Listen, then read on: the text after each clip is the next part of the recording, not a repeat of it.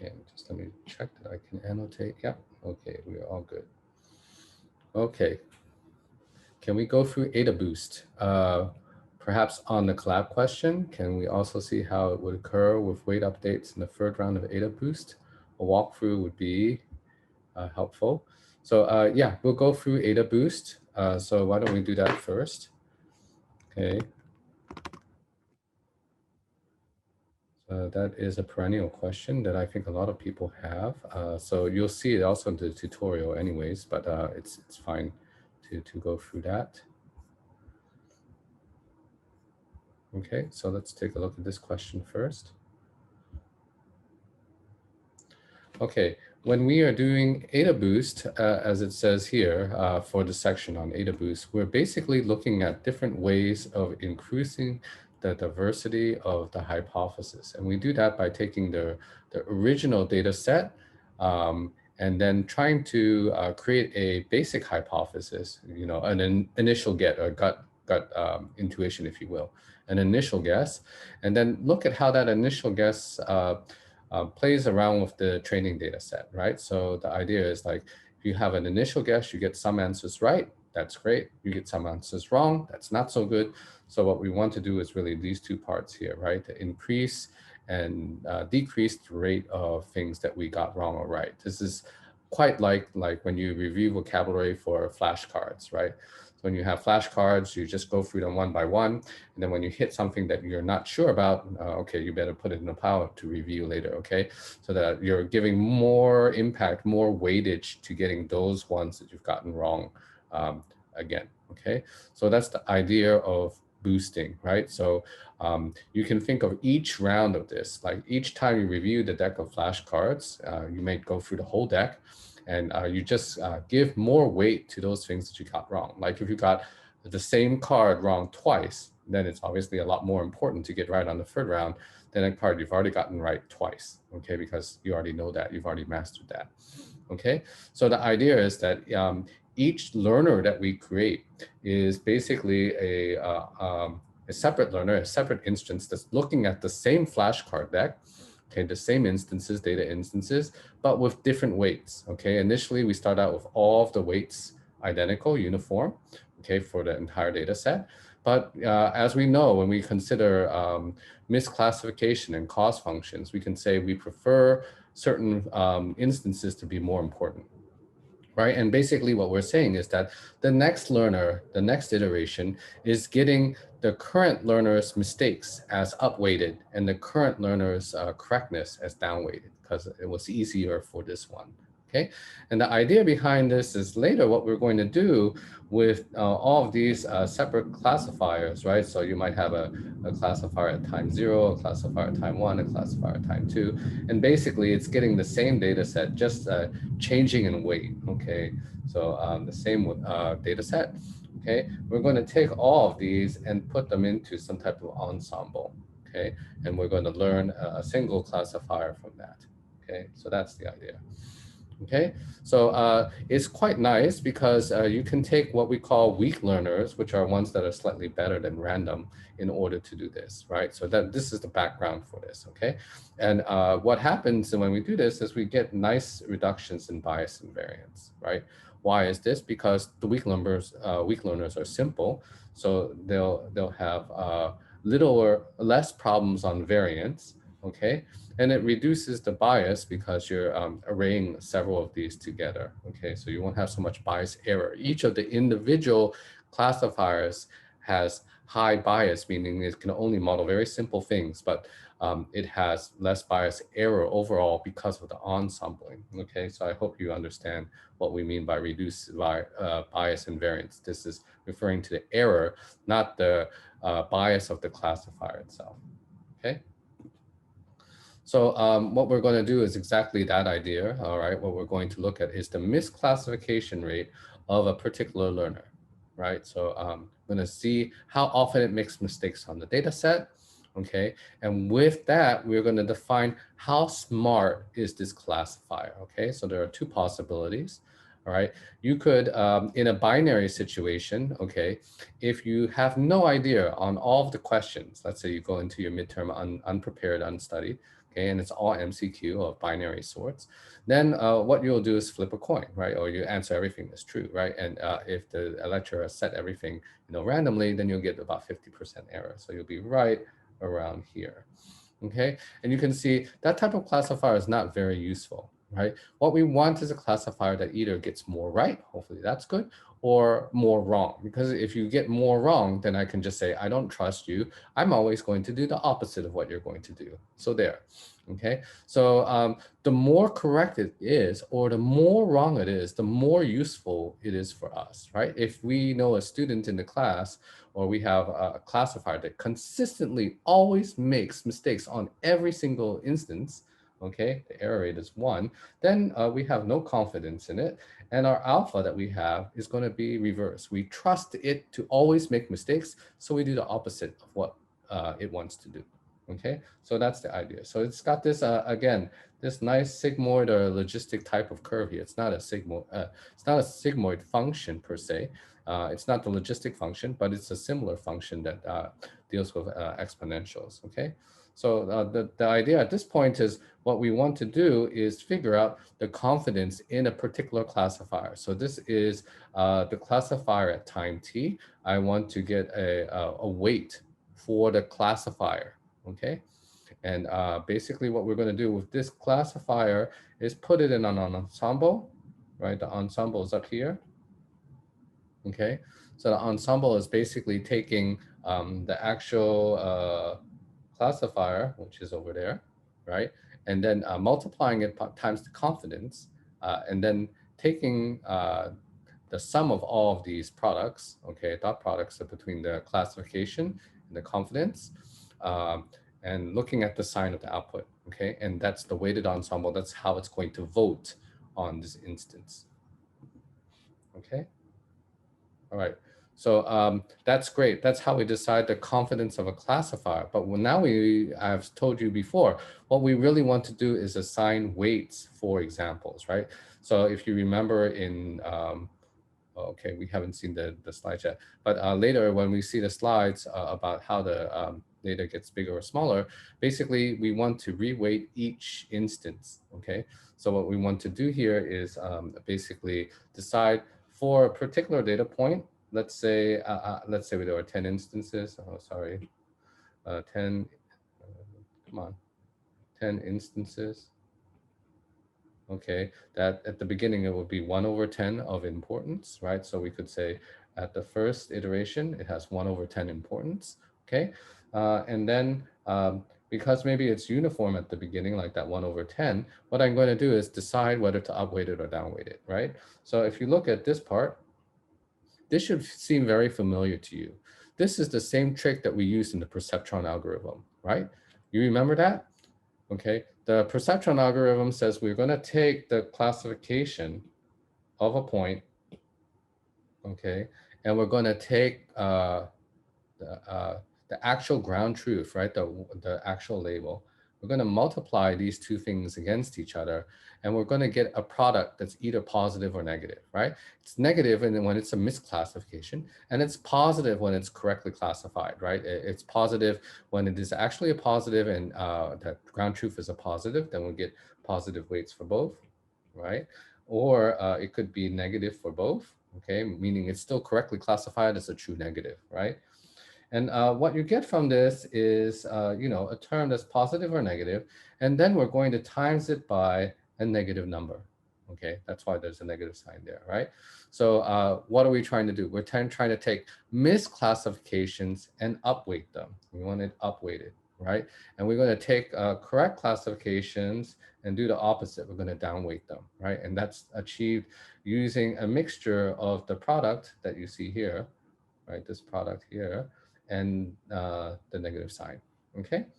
So we're going to take whatever that number is, raise it to an exponential power, right? Which is what the exp is there. And then we have a partition function, this z of t, which is really simple. Just add up all the numerators for all of the examples, then we divide through, okay? This is basically giving us a reweighting of all of the things in our data set, right? So if we had 10 examples and some of them were positive, okay, correctly classified, let's say not positive, okay, correctly classified, their weights are going to go down from 1 over 10 to something smaller than that, okay? And if the classifier got it wrong, then it would go up, right? So you can see where this is going. Okay, so we said exactly this intuition here, okay, that we are doing all of these. We're reweighting the classifications for each of the examples. It's tempered with this, sorry, I was using the oval there for a second. It's tempered with how good the classifier is, right?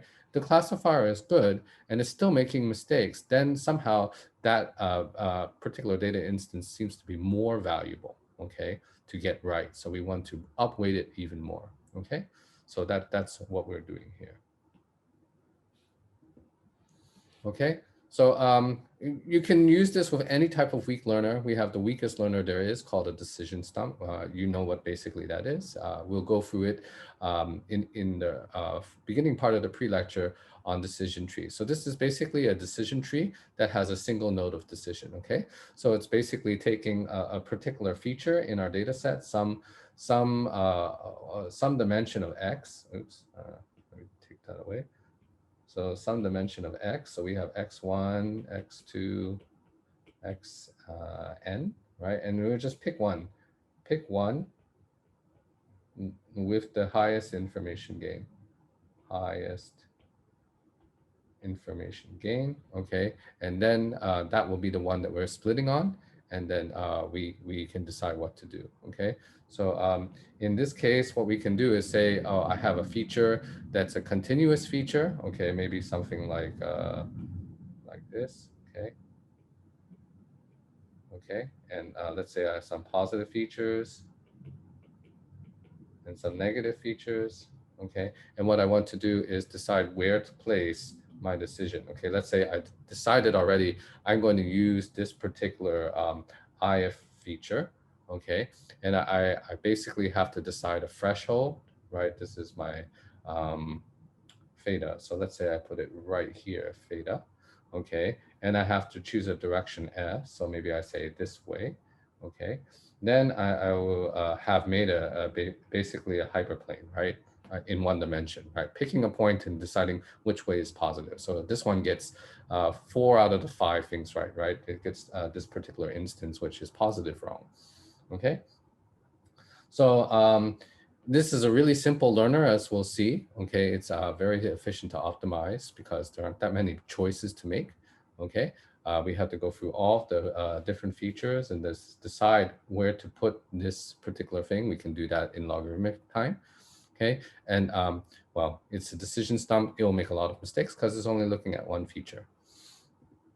Okay, so what you can think about is, let's say we have a two-dimensional space and we have all of these, and originally these are uniform weighted.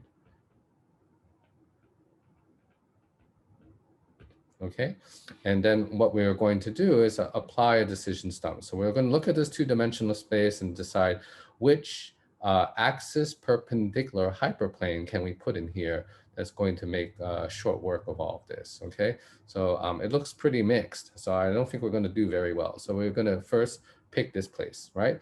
So this place is basically saying, all right, the positives are in this direction, okay? Okay, let me get rid of this. Okay, the positives are in this direction. So I got all the X's right. I got 2 of the circles right, if our circles are positives, but 3 of them I got wrong, okay? And you can see from the animation that the negative circles got bigger, right? Because we have upweighted how important they are through 2 pieces of information, right? One is the idea that this particular classifier at time 1 has a particular misclassification rate. So we need to know that. So if you look at this, it has 1, 2, 3, 4, 5, 6, 7, 8, 9, 10, 10 examples. So it got 7 out of 10 correct, right? 7 out of 10, that's its correctness rate. That means 1 minus 7 over 10 is its misclassification rate. So using that, we can go back and calculate what the alpha of 1 is, okay, the confidence in that, okay? So if you remember that sigma curve that we saw earlier, that looked a little bit like this, right? Then this guy would leave somewhere around here, 7.7, and we'd have an alpha that's above that amount. So this is an alpha. Okay, so that's the idea. Okay, and then we're going to do that and provide the same data instances, but now suitably reweighted. We're going to send it to another learner. The other learner happens to also be a decision stump, so we're just going to have a lot of these, and it chooses a different boundary, right? This one is also pretty good because it's getting all the circles right, 1x wrong, sorry, 4x is wrong and 1x right, okay? So the 4 of these in the middle are now wrong, okay? And so you can see they've gotten up weighted. The free circles that were bigger before got down weighted, okay? And then we're redoing this, okay? So this classifier happens to be a little worse than the previous one, okay? Because it got 4 wrong, okay? 6 out of 10. So 1 minus 6 out of 10 is its correctness rate, right? It's how many it misclassifies. So it gets four misclassifications. So the weighting for the ones that it makes a mistake on are going to be not as high as the first one, okay? So that's what we're doing with this, okay? So basically we're playing this game until we finish, okay? You can see that after a while, if we're provided with a large data set, it will find all of the examples and try to create an ensemble, maybe with 100 different hyperplanes, okay? And try to classify where to go, okay? So that's the idea of Adaboost, okay? So yes, this week's lecture notes haven't been uploaded. I'm trying to synchronize some of the things that we have. They will be up this evening, and the email hasn't gone out because of that. We want the email to reflect that you have all the lecture slides. Okay, so let's look at the collab notebook. Okay, okay, let me see what I can get to it. Let me move the Zoom windows around that you can't see anyways. 244.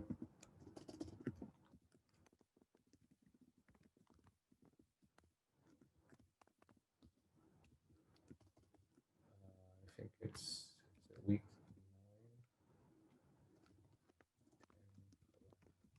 9. Just make sure that's the right one. It looks like it is.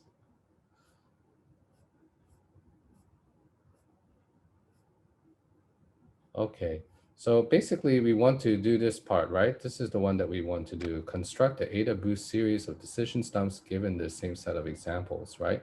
So what we want to do is cover how we do this, right? So what we're going to do is we first have to decide the decision stump, okay?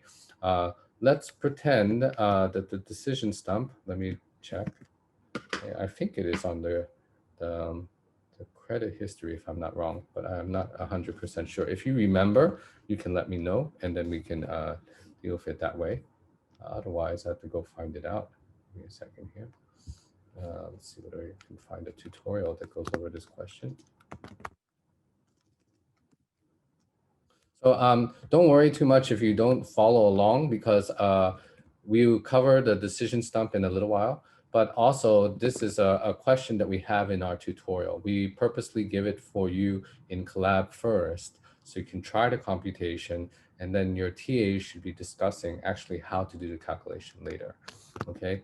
So that's why it's pedagogically constructed this way, okay?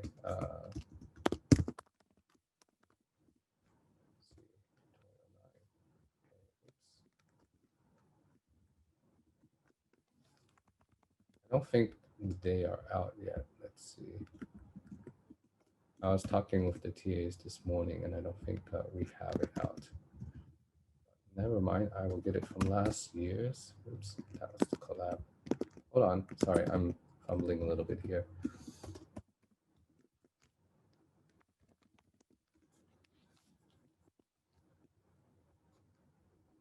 No, yeah, this is last year's. Okay, let's get it from the other place.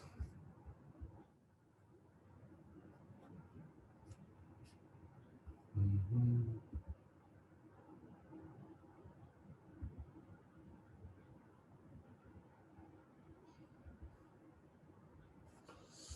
Okay, so you're going to get this anyways. All right, so we're not going to go through all of this because you're going to see it anyways.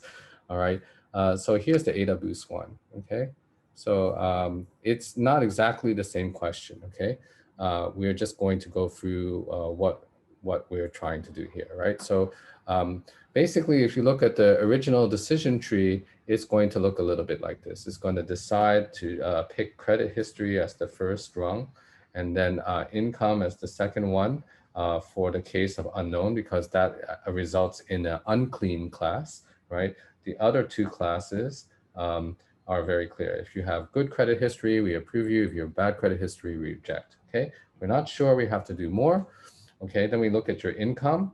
So if your income is, very low, then we have to check your debt, okay? Otherwise, we're going to just conveniently approve you, okay, because we think that you can pay it off. Okay, so that's this side, right? So all of those other branches get that, okay, except actually we didn't say about this dotted line over here, which you have to get by some type of default, okay? So it says down here, okay, the two decisions on the dotted lines are those that are not quite straightforward because we don't actually have cases for that, okay? And there are two different ways that we can decide what to do, okay? We're not gonna cover it now because you're gonna see it in tutorial, okay? But basically what we wanna do is think about Adaboost, right? Because that was the question that you guys asked. Okay, what we want to do is, again, with the first decision stump, because it's the same thing as the decision tree, okay, a one level decision, it will also choose credit history, right? So it'll choose credit history as the attribute for decision, okay? And at the beginning, everything is uniform, so there's 112, okay? All right, so what we have is then we are going to get, you know, 10 out of 12 correct, and missing the third and the sixth example. So if we go back to the table, right, the third example is here, okay, because this was an unknown and got rejected, and the sixth example is here. This is an unknown, also gets rejected. So these are the only two that got out of sync, okay? Everything else we've done correctly, okay? So after that, we know the misclassification rate for the classifier, right? So our misclassification rate is 1.6 because it got 2 out of 12 wrong. And then we're going to set the weight for the classifier as the formula that's shown, which is 1 minus the one misclassification rate divided by the misclassification rate, taking the natural log and taking it by half, okay? So we get this as about 80%, okay? That means probabilistically, we trust the judgment of this classifier about 80%, okay? So again, the higher we go, closer to 1, the more we trust it, the more we are going to use it more importantly in an ensemble. And the closer to 50% it is, the more useless that classifier is, okay? So again, if it goes below 50%, that's a good thing because then we can do the opposite, right, in this binary example, okay? So we've cleared out everything we need for the first round, okay? So this is a multi-part example, so I wanna make sure everyone's clear about that. So I'm gonna pause for a second and just make sure that you go to your participants panel and let me know whether you got it an idea. Thanks, Akansha, for verifying that it is indeed credit history. Okay, Li Shuo gets it, Grace gets it, okay, Hans, okay, anyone not following, it's perfectly okay, okay? I really want you in some ways not to be able to follow so that we can address your issues. If you're getting it, that's great, then it's all clear, okay? So Grace, are you okay? Yes, you are. Christian and Bing Jue, okay? All good. Okay, great, awesome. So I'm gonna share my screen again. I just did that so that you can look at my face for a second to break that up. Okay, and now we're going to do the second round, right? The second round is here. Okay, oops, where did my pen go? Okay, here it is. Okay, the second round, we are going to calculate the weight, right? We want to figure out for the examples that are correct and for the examples that are wrong, we want to reweight the data instance, okay? So weights for round 2 are thus like this, okay? So this was the classifier, the original classifier, okay? And then the partition variable afterwards, okay? And then you put these all together, and then you'll see new weights, okay? So again, what we're doing here is after 2 rounds, the things that we got correct, okay, are gonna go down, and the things that got incorrect are gonna go up, okay? So you can see what's going on there, okay? Any questions so far? So I think these calculations are correct, but I'm gonna have to verify them later on, okay? We had some problems with this particular solution key for Adaboost before, and I just want to double check that they're right. So if these figures don't tally with your calculations, if you did this one, let us know and we'll get that corrected, okay? Basically what we want to do is calculate, again, the decision stump, okay, which is the correct decision to make at this point. Okay, let's see, we have another chat, okay. Okay, Akansha says your numbers are similar. That's great. So probably that's correct. Okay, and we want to know basically how to reweight the examples, right? So we're doing 2 things. We need to know the misclassification rate for the second decision stump, okay, and which examples get wrong or right, okay? How does it affect my data set D, okay? So we haven't gotten to that yet, right? Basically, all we're doing is right now is just deciding what are the weights for the ones that are in the second data set that we're going to provide, okay? So instead of having uniform weights where everything was 112, right? Now I'm going to say whatever that you got right the first time, I'm going to make it 0.05, okay? And whatever you got right and wrong the first time, I'm going to make it 0.25. So that's quite a big difference. If you think about this number, that's 112 or about 0.0825 or something like that. Okay, so you can see what's happened, right? There were a lot of examples that we got right. They all took a hit of about 3% to come down here, right? And all of that because there were a total of, I think, 9 examples that were gotten right. So we have 9 times 3 percentage points to allocate. Those percentage points come here, right? So from 8 to 25, that's basically where it went, okay?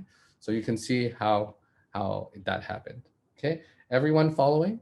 Basically, it's the same thing as what we saw on the slide, right? So you can think of it right like this, okay? We had originally uniformly distributed, uniformly important examples, okay? And after reweighting, because the base classifier was not so bad, it got quite a lot right, okay? 3 of the 12 examples got, no, sorry, 2 of the examples got, out of the 12 got bigger and the rest got smaller. Okay, all right, oops. Okay, so we're gonna go on.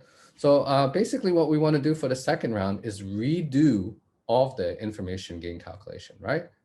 So we can do that. It's not hard. It's just that it's annoying. Okay, so basically I have to recalculate the remainder for each of these attributes. I've got 3 attributes here: income, credit history, and debt, right? And you already know that the income is, the remainder is sufficient to decide which node it is, right? It's basically whichever one has the highest remainder entropy, right? So this is the 24. It's bigger than the 17 and the 07. So again, we are going to choose you, okay? We choose credit history again, okay? So as it says down here below, we didn't do anything. We decided that we're still using information gain on credit history to decide, okay? But we'll still pick credit history, okay? So hopefully if you've done your try, you should have gotten something similar to that, okay? Okay, so we didn't do anything. Both of the ensembles is picking the same attribute, okay? So it looks exactly like this, right? This is an attribute in X1. Oops, how come I can't see it? Can you guys see the slides?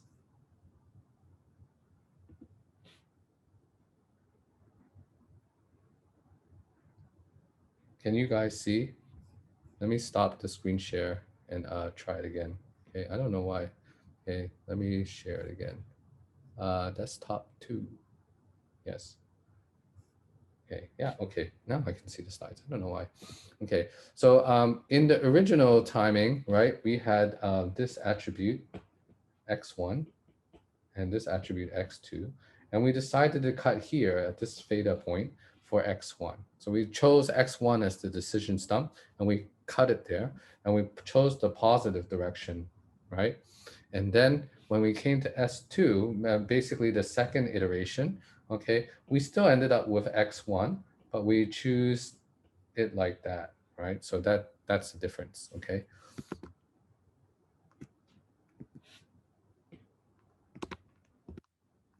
Okay, so it's almost the same as this case here, right? So we still picked credit history. We're still choosing the same guy to do the sorry to do the decision. Okay, and we still actually end up with the same misclassification rate. So it's the same.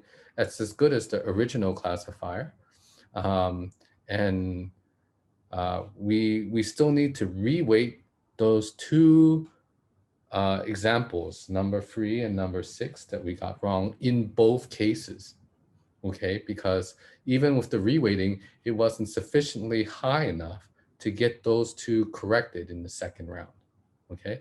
So it's similar to what you saw in the perceptron algorithm, where even when you add the new vector back in, it doesn't necessarily correct the classification for the next round, okay? So what happens here is that those two cases, again, the number 3 and the number 6, where there was unknown credit history and it was rejected incorrectly, we are going to upweight even more, okay? And at some point in the future, some later round, those would actually get corrected, okay? So I hope you get a sense for how this works, okay? So we could do another round. In fact, you just have to continue to do these computations, right? Because actually, we already know the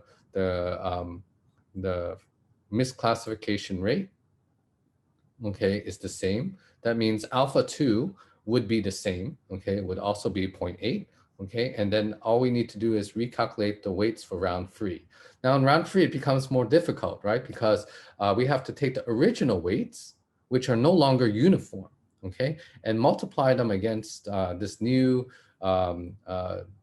decision bound, okay, this new weight, okay, that takes into account the misclassification and the confidence. Okay, so you'll end up maybe up to having 4 different cases, right? So of weights, I'll just show you what they are. So sorry, let me use the right thing here. So you can say in round 1, I could have either gotten it right or wrong, okay? And in round 2, I could have gotten it right, or I could have gotten it wrong. I could have gotten the wrong one right. Hopefully that's a good thing, or the wrong one wrong, right? So I'll end up with possibly 4 different types of weights for the instances in my data set, okay? All right, but in this case, I think because we know that we only got the same 2 wrong, which is your number 3 and your number 6, okay? Basically, we end up with this case where the positive and the positive keep on shrinking, okay? So from 0.5, it'll go down further. And the negative and the negative, this is actually just number 3 and number 6 here. Those both get upweighted, right? So instead of having 25% to get right, now we're going to increase it, okay? And that increasing makes it harder and harder for subsequent decision stumps to ignore it. They just want to get that right, okay? So eventually it will get corrected, okay? All right, so let's just go to our poll everywhere. Okay, so I hope I've addressed your question here. And I've already told you that the lecture notes will be uploaded soon, so that's not really finished yet, okay? Let's take a look at the last one. How do you calculate information gain after updating the weights for the data set? That is a great question.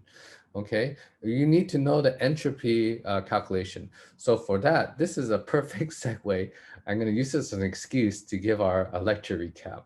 Okay, so basically, if you look at the slides for the the entropy calculation for two-class entropy, you use the probability that they're right or wrong, and we use that, okay? So in the particular example, where did I put it? Okay, it's here, okay, oops. Yeah, you'll see that you'll have entropies that are a little bit like this, right? So they reflect how many instances are correct and wrong, and these are now weighted, right? You weight them against how important those are. So you can think of exactly what you saw on the slide here, okay? So if you think of this entire mass, okay, all of these as having a unit weight, okay, then we're basically taking the mass of each of these objects and then saying that is the amount of weight that they are, right? So these two guys will be very little in the account for your entropy calculation, and the larger ones here in the middle, they'll have a higher weight, okay? So you just need to do the multiplication to get that, okay? If you're not sure, let us know. Okay, with that, I'm going to go to our lecture, okay? Okay. Yes, okay. So the tutorial schedule will be like the following, okay? We will have week 12's tutorial, uh, sorry, week 11's tutorial, which is on this week's unsupervised learning, okay? We will have that in a recorded form. So we're gonna record it for you and then you can watch it, okay? We can also cover a little bit of it during the help session, okay, which will be, I think, in week 12. Yes.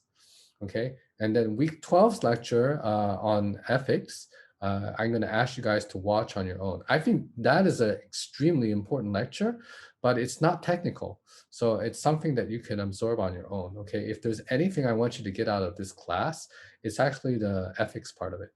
Okay. Because this is where practice meets actual implementation. You know, we all need to have a good grounding in ethics before we apply our math, because math seems like something very pure, but if we use it in an unpure way or in an adulterated way, we can hurt people's lives. So it's very important because you see machine learning is everywhere now, right? So if we don't apply it appropriately, you end up hurting other people. So that's an important part.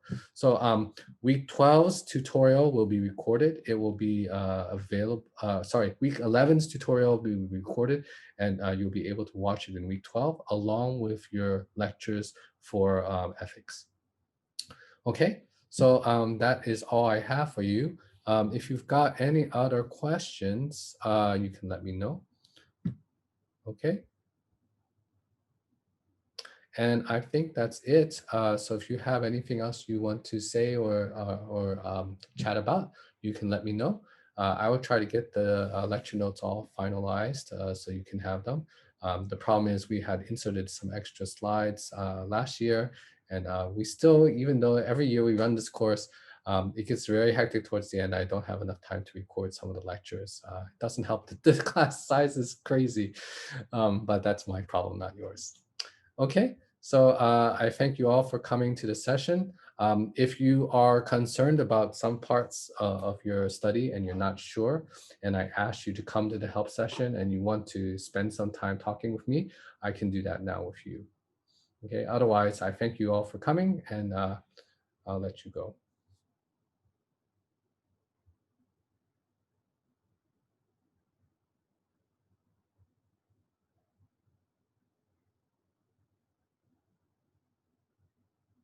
Bing Jue asked a question. Okay, Paul, you're welcome. Akansha, you're welcome.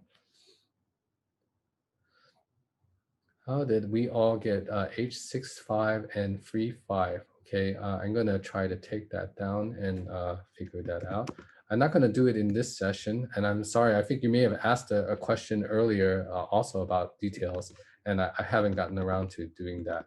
So I will try to answer you and make sure I get that posted into the forum. At least you can see there's so many CS3244 things I have yet to do.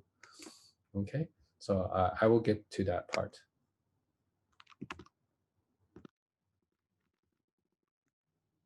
Okay, so I apologize that I won't have enough time to answer it right now, but if you have other questions that are not calculation related, I will do those for you now. Okay, thank you, Bingjue, thank you, Christian, and thank you, Lishua. See you.